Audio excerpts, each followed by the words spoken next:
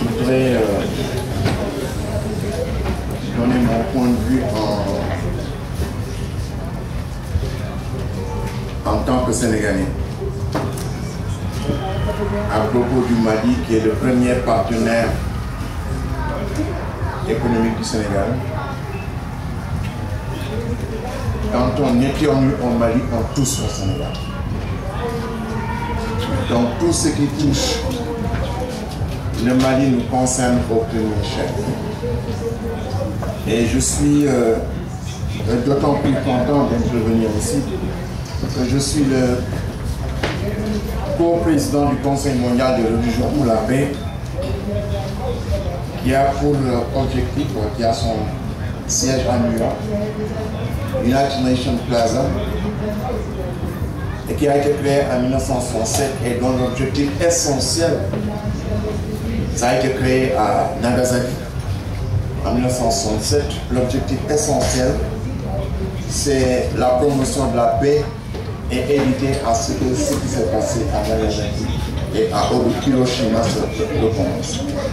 Donc nous avons l'habitude de gérer ce genre de conflit, avant le conflit, durant le conflit et après le conflit. Mais j'ai ma propre analyse de ce qui s'est passé au Mali.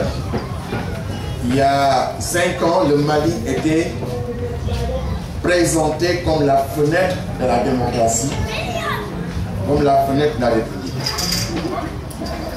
Mais ce qui s'est passé reflète un fait analysé par la Banque mondiale comme la fragilité des États. Nous avons hérité d'un État colonial. L'État chez nous n'est pas le produit d'un processus comme en France, comme aux États-Unis, comme en Angleterre, comme en Allemagne. Un processus qui a abouti à l'émergence de cet État-là. C'est un organe qu'on a greffé sur un corps. Quelquefois la greffe prend, quelquefois la greffe ne prend pas. Donc nous avons affaire à des États qui sont extrêmement fragilisés. Il suffit qu'il y ait un manipulateur extérieur pour qu'on se retrouve dans la situation du Mali. Aujourd'hui, il suffit qu'il y ait un manipulateur qui va manipuler ce qui se passe en Casamance pour qu'on se retrouve, que le Sénégal se retrouve dans la situation du Mali. Mais je voudrais, au-delà de tout ce qui a été dit sur les islamistes, sur les salafistes, savoir que ce qui se passe là-bas, comme ce qui se passe en Irak, comme ce qui s'est passé en Libye, ce sont des problèmes géostratégiques qui utilisent comme cache-secte le problème des islamistes et le problème des terroristes. Je suis d'autant plus à l'aise pour en parler que lorsque ces soi-disant terroristes sont allés en Tombouctou, la première chose qu'ils ont faite, c'est de détruire toutes les tombes, toutes les sépultures des saints de l'islam. Et ils considèrent que c'est de l'association. Donc dans leur conception de l'islam, à eux, on ne doit pas le droit de vénérer des saints comme on le fait au Sénégal. Aujourd'hui, si on va au Sénégal, s'ils avaient la possibilité d'aller au Sénégal, d'aller à Tuaon ou bien d'aller à Touba, la première chose qu'ils allaient faire, c'est de détruire tout ça. C'est le wahhabisme dans son expression la plus complète. Pour vous donner une anecdote, quand j'ai été recruté à la Banque islamique de développement, du point de vue technique et professionnel, du point de vue universitaire, toutes les conditions étaient remplies. J'ai fait le test, on a décidé de me recruter. Mais la seule chose qui gênait la banque, c'est que je venais d'une famille conflit. Et que, comme en Arabie Saoudite, ils sont contre les conflits, comme tous ces islamistes, ces salafistes, etc.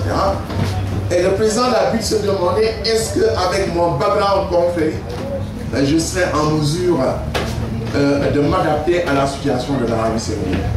Pour vous dire à quel niveau de déviation par rapport à l'islam, et que tout ce dont on parle d'islamisme, ça n'a rien à voir avec l'islam.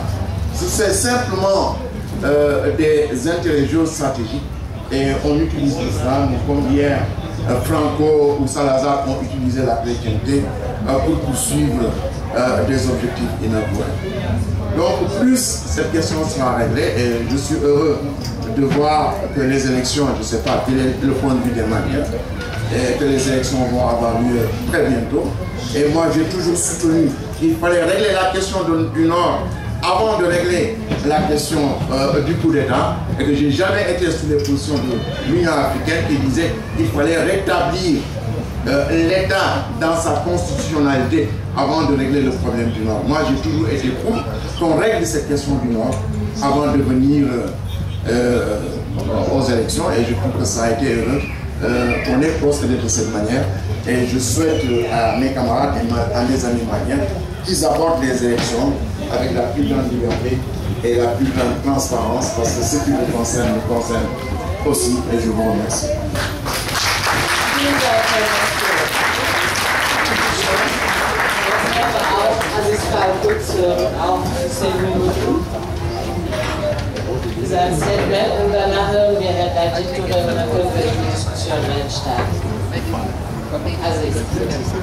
Merci beaucoup. J'avoue que, effectivement, en si peu de temps, c'est très difficile d'expliquer la nature de cette crise. Bon, je renverrai tous ceux qui veulent en savoir plus. Il y a une dizaine de vidéos, de conférences sur cet enjeu de l'analyse que nous faisons dans notre groupe de recherche sur la crise du Mali. Pour dire très simple, le Mali est une nation. C'est une nation qui, pour moi, est cristallisée à la différence de beaucoup d'autres nations africaines. En réalité, parce que l'Empire mandingue tire dans l'Empire du Ghana, et donc ce sont des sociétés qui ont vécu ensemble. L'espace qu'on dit Touareg n'est pas un espace blanc ou simplement arabo-musulman et amazigh, c'est un espace qui est travaillé par d'autres cultures aussi. Et donc c'est des sociétés qui ont su vivre ensemble, malgré évidemment les difficultés qui sont celles de l'économie de traite, de la traite esclavagiste, et comme je l'ai expliqué, des éléments de la culture française, l'époque de la création de l'État qui ressemblerait à l'Azawad qu'on réclame aujourd'hui, sous l'épisode de Charles de Gaulle et Pierre Mester. Ceci dit, on doit bien faire la différence entre un État malien qui a été déstructuré par les instruments structurels, qui a été fragilisé, qui a perdu la capacité non seulement de gérer son territoire, mais même de pouvoir gérer son aspect militaire. Un État malien qui a fonctionné dans la lutte antiterroriste et qui a fait toutes les manœuvres exigées par l'OTAN, notamment sous l'égide de l'Africom, et un État malien qui est lâché par ses parrains, notamment européens, qui vont être ceux-là même, surtout au niveau des États-Unis, qui vont former une portion des mutins Touareg et une portion de ceux qui vont faire le coup d'État et qui vont accélérer la crise de l'État malien.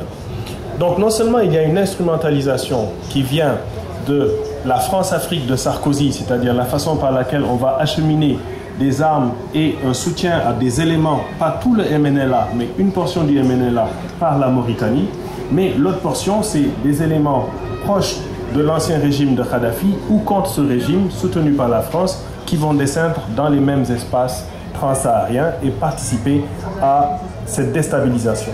Le Mali, en fait, n'est que la pointe de l'iceberg d'un système beaucoup plus vaste qui vise l'Algérie principalement, parce que l'Algérie est le dernier verrou d'une déstabilisation qui a déjà commencé, et je suis tout à fait en désaccord avec ceux qui voient une lecture très simpliste de ce qui se passe en Tunisie, en Libye et en Afrique du Nord en général, y compris l'Égypte. Ici, il s'agit d'une sorte de doctrine Monroe pour le XXIe siècle qui s'étend dans toute la zone qu'on appelle aujourd'hui déjà le Sahélistan, donc de l'Afrique de l'Ouest jusqu'à la Corne de l'Afrique, et toute la zone de la péninsule arabe en étant jusqu'en l'espace de l'Iran avec des visées contre la Chine. Il s'agit donc d'un projet qui doit être clairement dénoncé